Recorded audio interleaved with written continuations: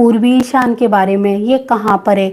लगभग ये तो सभी जानते हैं कि वास्तु में 4 नहीं 16 दिशाएं बहुत ही ज़्यादा महत्वपूर्ण स्थान रखती हैं। ये 16 दिशाएं हमारे व्यवहार और हमारी दैनिक स्थिति की सटीक जानकारी दे सकती हैं। 16 दिशाएं कौन कौन सी हैं ये आप इस चार्ट के माध्यम से भी देख सकते हैं। यहाँ पर 8 दिशाएं दिखाई गई हैं, साइड में आप 16 दिशाओं को भी देख सकते हैं। तो आज हम इन्हीं जोन्स की बात करेंगे। अगर इन 16 जोन्स में इनके गुण धर्म के अनुसार ही कार्य किए जाएं तो सर्वश्रेष्ठ परिणाम प्राप्त किए जा सकते हैं। वहीं इनके विपरीत कार्य करने पर वास्तु दोष उत्पन्न हो जाते हैं। तो आइए जानते हैं एक एक करके इन 16 जोन्स के बारे में, इनके वास्तु दोष के बारे में बात करेंगे।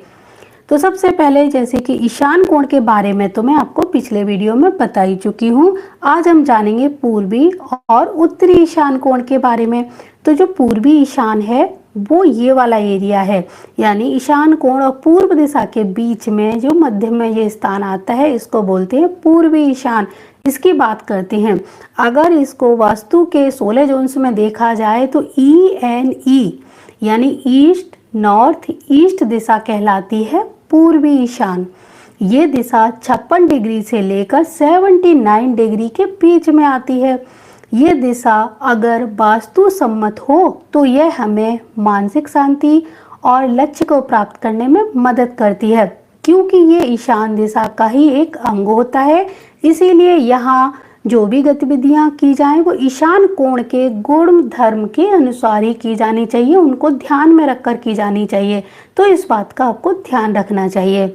यहाँ पर लिविंग रूम बनाया जा सकता है, यहाँ पर हरियाली होनी चाहिए, यहाँ बच्चों के खेलने का स्थान बनाना चाहिए, लेकिन बड़े बड़े पेड़ पौधों को यहाँ लगाने से बचना चाहिए। यहाँ हरे रंग का प्रयोग किया जा सकता है, लेकिन लाल गुलाबी रंगों से यहाँ बिल्कुल भी परहेज करना चाहिए। तो ये आपका पूर्वी ईशान का जो कोना है ये बिल्कुल पवित्र स्वच्छ साफ होगा। जितना ये सकारात्मक होगा इसके उतने ही लाभ आपको देखने को मिलेंगे। चलिए अब जानते हैं उत्तरी ईशान के बारे में। अब बात करते हैं उत्तरी ईशान कोण की। उत्तरी ईशान कोण NNE ये दिशा 11 डिग्री से लेकर 34 डिग्री के बीच में आती है। वास्तु शास्त्र में एक ऐसी दिशा है जो आपको स्वस्थ रखने में बहुत बड़ी भूमिका निभाती है और इस दिशा को ही कहते हैं उत्तरी ईशान कोण। ये दिशा हमारे इम्यूनिटी सिस्टम से जुड़ी हुई होती है।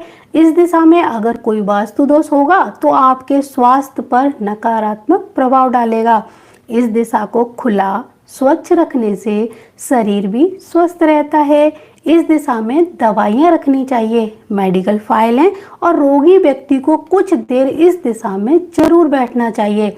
इससे उसकी बीमारी में शीघ्रता से आराम मिलने के जो चांस है वो बढ़ जाते हैं। इन दोनों दिशाओं के वास्तु दोष क्या हैं चलिए अब ये जानते हैं। ये दोनों दिशाएं जल तत्व में आती हैं, लेकिन उत्तरी ईशान में अधिक जल तत्व पाया जाता है, इसीलिए यहाँ पर अग्नि तत्व नहीं होना चाहिए। अग्नि तत्व कौन कौन सा?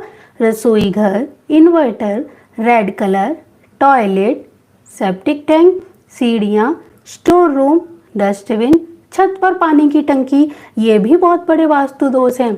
अग्नि तत्व तो आप समझ गए, अग्नि से संबंधित चीजें, और इसके अलावा जो चीजें मैंने आपको बताई ये भी इस जगह पर वास्तु दोष क्रिएट करती हैं। तो आपको यहाँ पर ये चीजें भी बिल्कुल नहीं बनानी है। यहाँ पर आपको क्या रखना चाहिए चलिए अभी ये जानते हैं। यहाँ पर तुलसी, पुदीना, गिलोय जैसे आयुर्वेदिक छोटे छोटे पौधे लगाना इस जगह के गुण धर्म को बहुत ही तेजी से और बढ़ाते हैं। वहीं यहाँ पर बड़े बड़े जो पेड़ हैं वो सकारात्मक ऊर्जा को रोक देते हैं। तो भूल कर भी यहाँ पर गंदगी ना रखें, बड़े पेड़ ना लगाएं। इन दोनों जगहों पर बैठकर ध्यान केंद्रित करना चाहिए। इससे हमारा मन मस्तिष्क बहुत ही तंदुरुस्त रहता है, मन को पावर मिलती है, नकारात्मक विचार दूर होते हैं। ये नकारात्मक विचारों को दूर करने की सबसे अच्छी जगह है। इन जगहों पर पति पत्नी का कमरा बिल्कुल भी नहीं बनाना चाहिए। भूल कर भी इन जगहों पर गर्भवती महिलाओं को नहीं रहना चाहिए। शादी के बाद इन जगहों पर पति पत्नी बिल्कुल भी ना रहें। अगर आप यहाँ पर रहते हैं तो आपको मानसिक तनाव मिलेगा, गर्भ हानि हो सकती है। यहाँ पर छोटे बच्चों का कमरा तो बनाया जा सकता है, लेकिन बच्चे के जन्म लेने के बाद भी गर्भवती महिला का कमरा यहाँ पर नहीं होना चाहिए। एक चीज़ का हमेशा ध्यान रखें, ये कमरा बुजुर्गों के लिए, बच्चों के लिए, पढ़ने के लिए, मेडिटेशन के लिए, ध्यान केंद्रित करने के लिए बहुत ही अच्छा है। लेकिन शादीशुदा कपल्स को यहाँ बिल्कुल भी नहीं रहना चाहिए, या शादी के लायक आपके घर में कोई पुत्री है उसको भी इस कमरे में नहीं रहना चाहिए। इसके विपरीत ये लोग केवल यहाँ ध्यान साधना कर सकते हैं, पढ़ाई कर सकते हैं। यहाँ पर सिर्फ इस तरह के सकारात्मक काम किए जा सकते हैं, लेकिन सोने की जगह यहाँ पर बिल्कुल भी ना बनाएं। इस जगह पर अगर आपके घर की कोई पुत्री बहुत दिनों तक रहती है, चाहे वो शादीशुदा हो या ना हो, उसके जीवन पर बहुत ही ज़्यादा गहरा प्रभाव पड़ता है।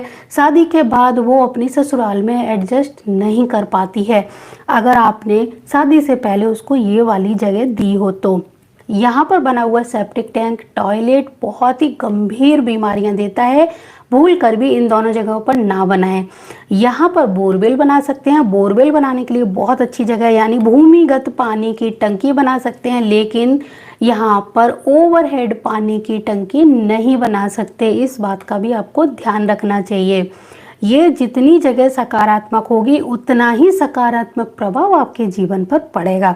तो मुझे पूरी उम्मीद है जानकारी आपको अच्छी लगी होगी। अगर कोई जानकारी में कमी आपको नज़र आए तो कमेंट ज़रूर करिए। मैं कोशिश करूँगी आपके उस कमेंट का जवाब देने की।